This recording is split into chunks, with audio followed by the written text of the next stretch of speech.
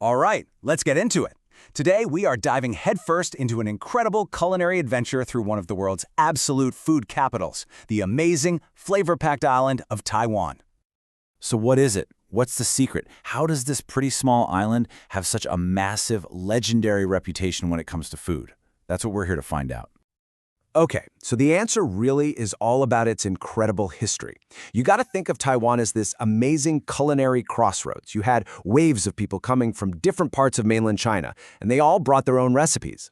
Then you had a 50-year period of Japanese influence that brought in new techniques, and all of that got layered on top of the island's own super vibrant indigenous food culture. It's this incredible fusion that created something totally unique and, well, just ridiculously delicious. To really get a feel for any food scene, you have to start with the basics, right? The stuff people eat day in and day out. And in Taiwan, that means these unbelievably satisfying bowls of rice and noodles that are just the heart of any meal. And here we have two absolute giants of Taiwanese food. On one side, you've got lu rou fan, or braised pork rice. I mean, this is the ultimate comfort food. It's savory, a little sweet, with this melt-in-your-mouth pork belly ladled over fluffy rice. It's humble, it's cheap, and everybody loves it. Then, on the other hand, you have nuro mian, beef noodle soup. This is a whole different beast. It's so much more complex, the broth is rich and aromatic, the beef is fall-apart tender. People are obsessed with it. They literally have intense competitions every year just to find the single best bowl in the whole country. But trust me, it does not stop there. The variety is just wild. You've got things like the savory, shrimp-based danzai noodles, the thick and funky oyster vermicelli, delicate wonton soup, and even this amazing fresh spring roll wrap that's basically a whole meal you can hold in your hand.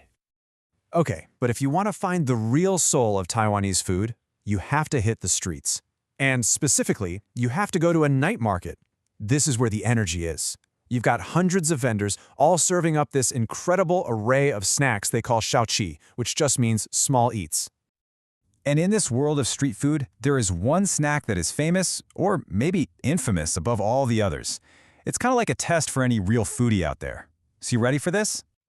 Yup, it's cho tofu, or stinky tofu. And let me tell you, you will definitely smell this one long before you ever see it.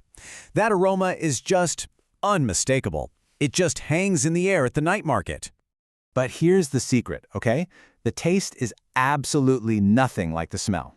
When they fry it up until it's perfectly golden and crispy on the outside, and then serve it with some tangy pickled cabbage, it is so, so good. The takeaway here is you just got to be brave. Trying it is a culinary rite of passage, and I promise you won't regret it.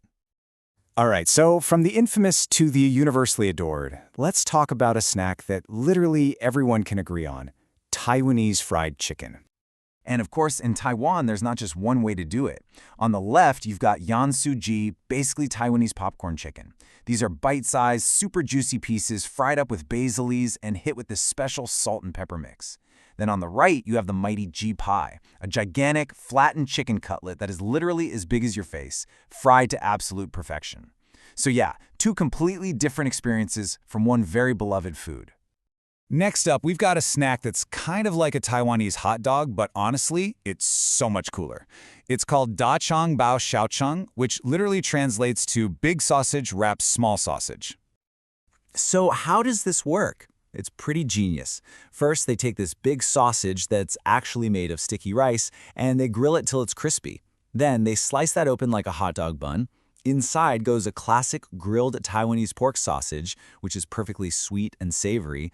And finally, they load it up with toppings like pickled veggies, garlic, cilantro. It's just a masterpiece of textures and flavors. Of course, no food tour is complete until we talk about dessert. And in Taiwan, the sweets and the drinks are every bit as legendary as the savory stuff. So let me throw a question at you. What Taiwanese invention is sold by the hundreds of millions of cups all over the world every single year? I mean, the number is just staggering. You guessed it, it's bubble milk tea, or boba tea. This one drink is maybe the single best example of Taiwan's massive global culinary impact.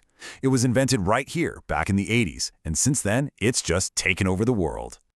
So if you've never had it, here's the basic breakdown. It all starts with a base of freshly brewed tea mixed with some milk or creamer. But then, and this is the star of the show, You add the bubbles, which are these amazing chewy pearls made from tapioca. It's like a drink and a snack all rolled into one. But Taiwan's sweet scene is so much more than just boba.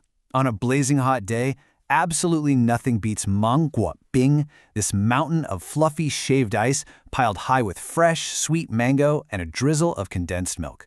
Or, for something a little lighter, you could go for tofu wa.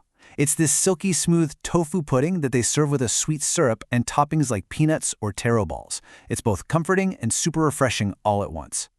So, after this whirlwind tour, where does that leave us? Look, we've really only just scratched the surface, but hopefully you've now got a fantastic starting point for your very own Taiwanese food adventure. You know, we started with those foundational staples like braised pork rice. Then we dove into the wild world of night market snacks, from the infamous stinky tofu to the fan-favorite fried chicken. And we finished things off with world-famous drinks and desserts. The main takeaway here is just the incredible range.